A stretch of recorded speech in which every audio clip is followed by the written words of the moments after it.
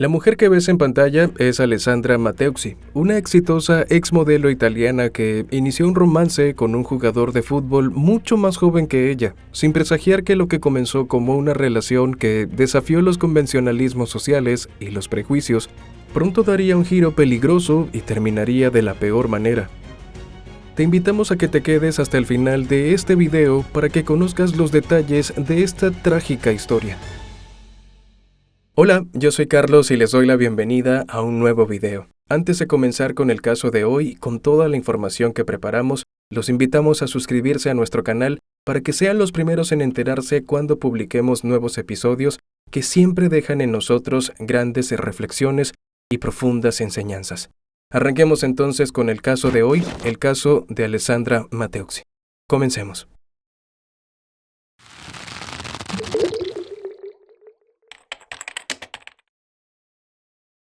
Alessandra Mateucci nació el 20 de diciembre de 1965 en la ciudad de Bolonia, al norte de Italia. La información disponible sobre sus primeros años y su vida personal es realmente escasa. Sin embargo, se sabe que fue hija de una mujer llamada Maria Bartolini y que tenía una relación bastante estrecha con su hermana menor, Stefania Mateucci. Lo poco que se conoce de Alessandra es a través de sus redes sociales, donde se mostraba como una mujer amante de la moda y también de los viajes, especialmente de los destinos playeros, pues le encantaba mantener su cuerpo bronceado. En muchas de sus publicaciones aparece pasándola realmente bien, rodeada de amigos, junto a su hermana y su madre, o con su inseparable mascota, un adorable perro llamado Benny. Sin embargo, no hay registros de que haya contraído matrimonio y tampoco tuvo hijos. Según las reseñas, desde muy joven, Alessandra llamaba la atención con su impresionante figura. Alta, delgada y con una larga cabellera rubia, pudo incursionar con éxito en el mundo del modelaje y también como representante de ventas de reconocidas casas de moda. Alessandra ponía especial atención a su aspecto físico, cuidaba su alimentación, vestía a la moda, se ejercitaba con frecuencia en un gimnasio, nunca salía sin maquillaje y, cuando era necesario, recurría a tratamientos cosméticos para resaltar sus atributos o atenuar el efecto del paso del tiempo. Quienes la conocieron la describen como una mujer bella, independiente y muy unida a su familia. Para 2021, a sus casi 56 años, aparentaba mucho menos edad de la que realmente tenía, y de hecho seguía activa como modelo y como parte del equipo de marketing de importantes diseñadores, lo que le permitió recorrer varias ciudades, entre ellas Milán, considerada como una de las mecas de la moda europea. Fue en una muestra o showroom del verano de ese mismo año donde Alessandra conoció a un modelo muy joven y atractivo que también había hecho carrera como futbolista, sin imaginarse que, el hecho de conocerlo iba a representar un giro de 180 grados a su vida y que también iba a iniciar una serie de eventos desafortunados que conoceremos también más adelante. Se trataba de Giovanni Padovani, nacido el 30 de noviembre de 1995 en el municipio italiano de Senigallia. Además de su trabajo como modelo, el joven de 27 años desarrolló desde temprana edad su pasión por el fútbol. Según las reseñas, para el momento en que su camino se cruzó con el de Alessandra, había jugado para al menos 10 equipos en diferentes divisiones del país, pero nunca estuvo en la primera división. Algunas fuentes aseguran que durante ese primer encuentro surgieron chispas entre ambos. Al parecer, no pasó mucho tiempo para que él la contactara a través de las redes sociales y comenzaran a forjar rápidamente un vínculo. No obstante, establecieron un estilo de relación abierta, pues ambos se resistían a someterse al compromiso y también a las formalidades. Al principio, mantuvieron comunicación a distancia, pues para ese entonces Giovanni había sido fichado como defensa del club San Cataldese de Sicilia de la División D, mientras que ella tenía fijada su residencia en Bolonia. Poco después, los encuentros físicos comenzaron a hacerse mucho más frecuentes. Pese a la diferencia de edad de casi 3 décadas, la pareja logró vencer los prejuicios y se dejaba ver en público, compartiendo momentos de alegría y también de diversión en los que cada uno disfrutaba de la compañía del otro. Según reseñas de medios locales, además de su pasión por el fútbol, a Giovanni le encantaba el mundo del espectáculo, por lo que era habitual verlo posando junto a Alessandra, yendo de compras o en una salida nocturna. Esto además quedaba muy bien registrado en las redes sociales de Alessandra, donde siempre compartía este tipo de contenido. Aunque la relación tomó por sorpresa a su familia y a la mayoría de su círculo social, todos estaban felices por ella, porque hacía mucho que no la veían tan entusiasmada con alguien. Todo evolucionó rápidamente y en determinado punto Giovanni prácticamente se mudó al apartamento de Alessandra. Pero al poco tiempo la relación empezó a torcerse y, según el testimonio de vecinos y allegados a la mujer, la convivencia entre ellos se tornó violenta y también turbulenta. Aparentemente, la pareja protagonizaba fuertes peleas, pero luego se reconciliaban y volvían a estar juntos. Afirmaron que Giovanni se tornó posesivo y en extremo controlador. Al parecer, obtuvo las contraseñas de las redes sociales, de las cámaras de videovigilancia y de los correos electrónicos de Alessandra.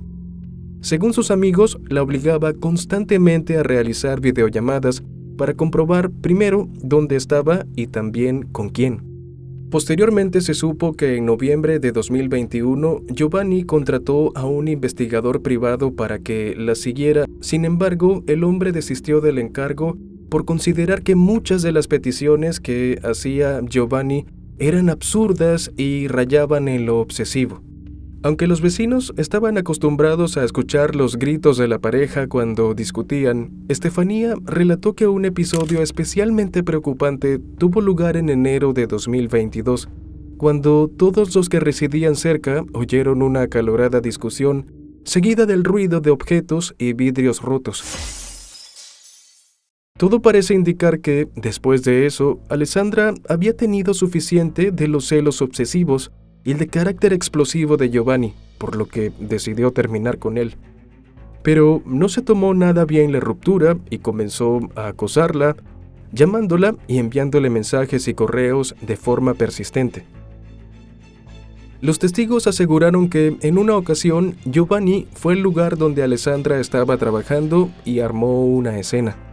Además, insistía en presentarse en su casa, pero ella no lo dejaba entrar. Según los testimonios, en una oportunidad en la que ella se negó a abrirle la puerta, el joven fue visto intentando escalar por el balcón hasta su apartamento. También trató de dañar su vehículo y desconectar los medidores eléctricos desde el exterior del inmueble. Cansada del hostigamiento y temiendo por su seguridad, además, el 1 de agosto de 2022, después de casi un año de una relación llena de altibajos, Alessandra acudió a las autoridades para denunciar a Giovanni y solicitar una orden de restricción que le impidiera acercarse a ella. Aunque la fiscalía abrió una causa por acoso, aparentemente no se tomaron medidas cautelares contra el hombre, quien no dejó de molestar a Alessandra. No obstante, ella se las arregló para seguir adelante con su vida, sin imaginar que, cuando menos lo esperara, sus peores temores se harían realidad. Sin que ella lo supiera, Giovanni pidió permiso a su club para ausentarse del compromiso del fin de semana del 20 y 21 de agosto de 2022, que formaban parte del calendario de la Copa de Italia cuando se enfrentarían al Catania. Algunas fuentes indicaron que Giovanni tomó un avión y voló rumbo a Bolonia con la intención de acercarse nuevamente a Alessandra en su domicilio. De acuerdo con el relato posterior de Estefanía, ella compartía un vínculo muy especial con Alessandra, quien quería a sus sobrinos como si fuesen sus hijos. Las hermanas hacían casi todo juntas y hablaban al menos 10 veces al día. El martes 23 de agosto no fue diferente, ya que cuando llegaba a su casa, después de una agotadora jornada laboral, Alessandra conversaba de forma amena con ella a través de su teléfono móvil cuando ocurrió lo inesperado.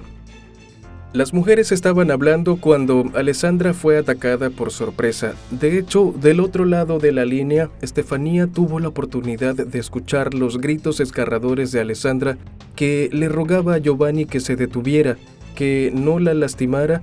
Todo esto sucedía mientras también Alessandra rogaba y clamaba por ayuda.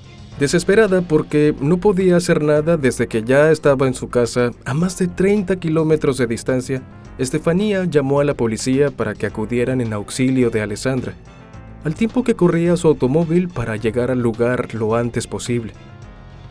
De acuerdo con los registros judiciales, Giovanni golpeó a su exnovia con un martillo y luego le propinó varios puñetazos.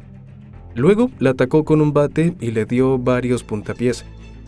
Era tal su deseo de hacerle daño que tomó de un jardín cercano un banco de metal y también lo agredió con él, pese a que la mujer ya estaba inconsciente. Algunas versiones sostienen que el primero en llegar a la escena fue un chico menor de edad que acudió atraído por los gritos. Cuando Giovanni lo vio, le dijo que no estaba molesto con él, sino con ella, señalando a Alessandra, y dijo que esperaba que llegara la policía para que todo terminara. No obstante, los documentos de la fiscalía indican que la persona que llegó era un adulto y trató de calmar a Giovanni. Ese vecino relató más adelante que el agresor tomó el teléfono de Alessandra del suelo, lo abrió y comenzó a revisar sus chats, mostrándole el contenido al tiempo que preguntaba si veía cómo ella lo estaba engañando. Otro residente que llegó alarmado por el escándalo testificó que Giovanni estaba lúcido y frío, y que mientras él le decía que se detuviera, pudo tomar el banco y lo arrastró lejos de ellos para evitar que continuara con el ataque. Según dijo, Giovanni les repitió a los que se encontraban allí que no estaba enojado con ellos y que, de todos modos, iría a prisión, por lo que debió quitarle la vida. En cuestión de minutos llegaron a la escena unidades de emergencia y oficiales de la policía. Los paramédicos pudieron notar que, a pesar de toda la golpiza y todas las heridas que tenía Alessandra, ella seguía con vida y decidieron llevársela lo antes posible a un hospital. Entretanto, Giovanni fue detenido en el lugar como presunto responsable del atroz ataque y fue llevado a la comisaría para interrogarlo. El hombre no opuso resistencia y en su declaración inicial admitió los hechos.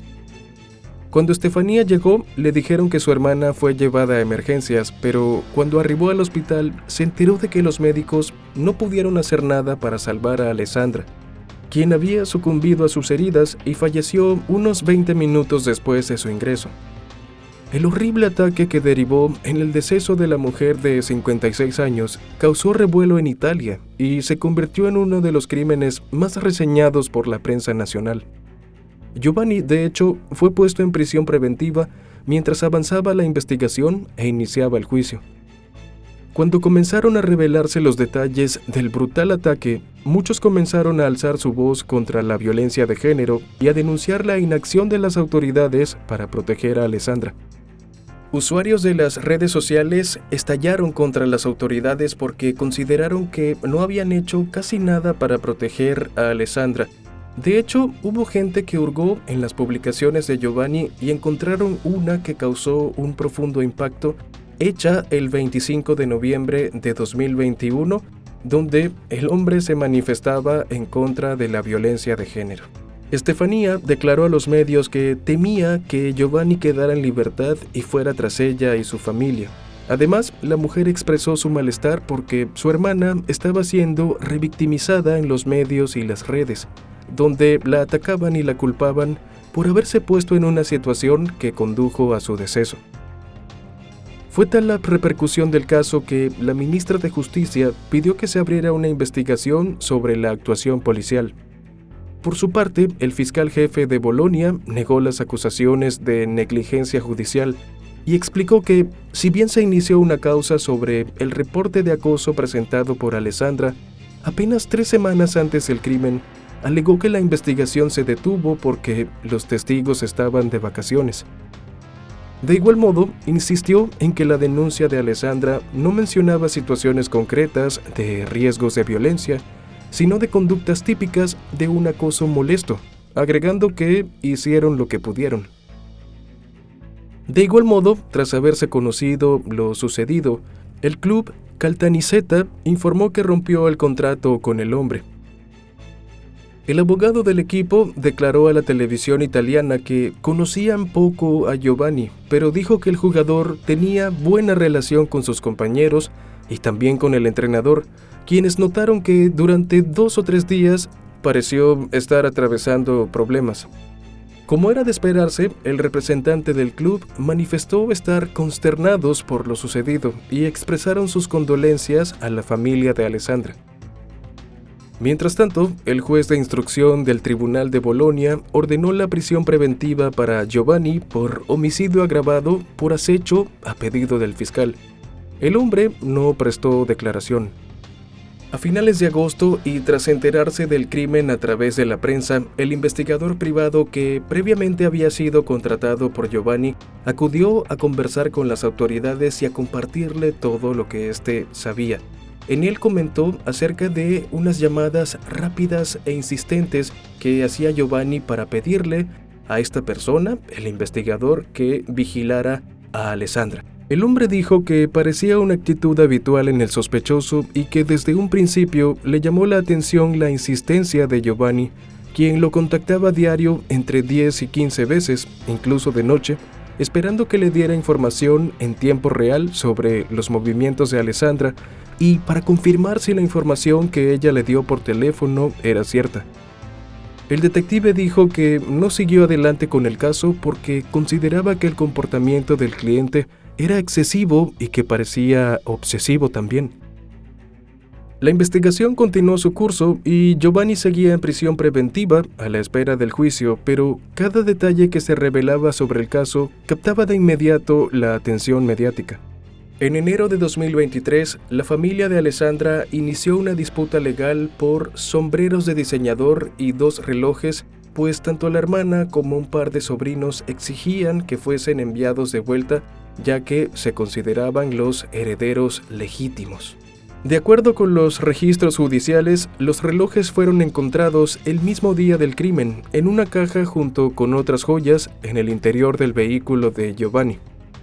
Además, trascendió que en una de sus redes, Alessandra publicó fotos con uno de los relojes en su muñeca, junto con mensajes en los que señalaba al hombre de robarle, diciéndole que había abierto las puertas de su casa a un ladrón. En la primera audiencia del caso, celebrada el 3 de mayo de 2023 ante el Tribunal de lo Penal, Giovanni Padovani, de 28 años, fue acusado de homicidio agravado por premeditación, acoso, motivos frívolos y vínculo afectivo. En agosto, a un año del crimen, más de 400 personas salieron a las calles de Bolonia en una procesión de antorchas para recordar a Alessandra y pedir que se hiciera justicia. En una entrevista con un medio local, Estefanía volvió a hablar del inmenso dolor que dejó la trágica pérdida de su hermana y del temor de que su agresor saliera en libertad y regresara para hacerle daño a ella también. 2 días después de la actividad, se supo que, aparentemente, Giovanni intentó quitarse la vida dentro de los muros del instituto psiquiátrico donde se encontraba recluido mientras avanzaba el proceso legal en su contra. Los señalamientos sobre el reloj, así como otros elementos incriminatorios, fueron confirmados a través de la pericia técnica solicitada por la Fiscalía a los teléfonos y computadoras de Alessandra y también de su agresor. En el móvil de Giovanni se descubrió que tenía una especie de agenda secreta en la que había anotado robar el reloj Rolex de Alessandra y también sus sombreros. Al respecto, se encontraron también comunicaciones entre la modelo y Virginia Sentini, la madre de Giovanni, en la que hablaban de los objetos presuntamente robados. En un intercambio que tuvo lugar el 23 de julio de 2022, pocas semanas antes del crimen, Alessandra amenazaba a la mujer con ir a la policía si no aparecían. Además, le dijo a Virginia que su hijo tenía grandes problemas y necesitaba ayuda, a lo que ésta le respondió que él estaba convencido de que ella lo había engañado y que la había acusado de arruinarlo todo. En unas palabras que fueron como una especie de premonición, Alessandra le dijo a su ex-suegra que todo lo que estaba pasando era una locura, que la supuesta patología de Giovanni lo llevaba a ser violento y expresó que no quería perder la vida. La modelo le contó a Virginia cómo había descubierto que Giovanni, cambiando las contraseñas, había accedido al sistema de videovigilancia de la casa y por ende había tenido acceso a espiarla mientras ella estuviera allí en ese espacio. Lo que Alessandra ignoraba es que la madre de su exnovio estaba al tanto de estas inquietantes acciones, porque en abril Giovanni le envió a Virginia una captura de pantalla de una foto de su casa, explicándole que había logrado entrar en las cámaras. Sin embargo, la mujer rechazó las acusaciones, afirmando que su hijo no era así con nadie, que era un joven que necesitaba a alguien que lo ayudara a crecer, y le dijo a Alessandra que ella también necesitaba a una persona madura, en alusión a la diferencia de edad que había entre ellos. Posteriormente, en una audiencia efectuada el 2 de octubre, Virginia reconoció que Alessandra le había escrito sobre su temor a fallecer, pero aseguró que Giovanni estaba enfermo y deliraba. En un intento por defender a su hijo, dijo que su comportamiento enfermizo había llegado al punto de atentar contra su propia vida durante una relación anterior. Pero en un mensaje de voz que ella le envió a Giovanni, que está incluido en los documentos de la investigación digital realizada por las autoridades, Virginia arremetió contra Alessandra, a quien se refirió como el mismísimo diablo. Los consultores tecnológicos encontraron en el teléfono y la computadora de Giovanni otras evidencias del acoso que sufrió Alessandra y de la premeditación con la que actuó su agresor.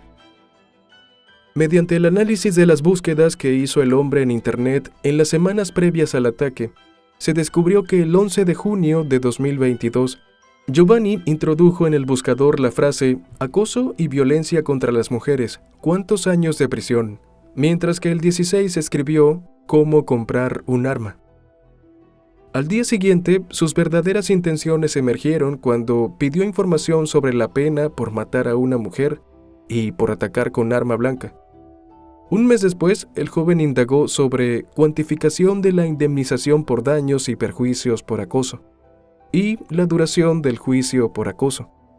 Asimismo, los investigadores descubrieron en la agenda secreta una suerte de carta fechada del 2 de julio del año 2022, donde, de forma casi delirante, Giovanni expresaba que, por amor a una mujer, él había bajado a sus pies su dignidad, su orgullo y también su honor. El joven decía en el escrito que ella lo manipuló, que aunque lo tildarían de demente por haberle quitado la vida y sabía que iría a prisión, la policía sabría que lo hizo porque ella lo traicionó y le hizo daño. Pero en los días previos al brutal ataque, el panorama se hizo aún más aterrador, ya que Giovanni buscó información sobre feminicidios y acerca de dónde sangra menos una persona golpeada, así como las frases «fuerte golpe en la cabeza con una barra», «mejor lugar para esconderse junto a un cadáver» y «cómo ultimar a su esposa y ser feliz». Además, la madrugada del 20 de agosto, Giovanni hizo una lista de los materiales que necesitaría para llevar a cabo su macabro plan, que incluían cintas, cuerdas, martillos y también unas esposas. Todos los indicios y testimonios fueron presentados por la acusación durante el juicio, que se llevó a cabo a principios de 2024. Mientras que la defensa solicitó exámenes psiquiátricos para tratar de establecer una estrategia basada en los supuestos problemas emocionales de Giovanni. No obstante, el 12 de febrero, el Tribunal de Primera Instancia de Bolonia declaró a Giovanni Padovani, de 28 años, culpable del asesinato de Alessandra Matteusi, de 56, con los agravantes de acoso, vínculos afectivos, motivos abyectos y premeditación. Fue condenado a cadena perpetua.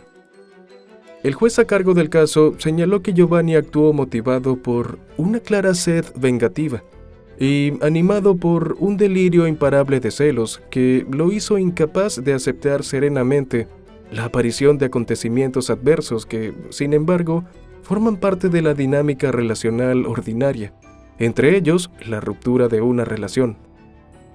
Además, se le ordenó pagar una indemnización de 100.000 euros, el equivalente a casi $110.000, a la madre y la hermana de Alessandra, así como 10.000 euros, unos $10.750, a sus dos sobrinos y otros 5.000 euros, que al cambio actual serían casi $5.500, para las demás partes civiles involucradas.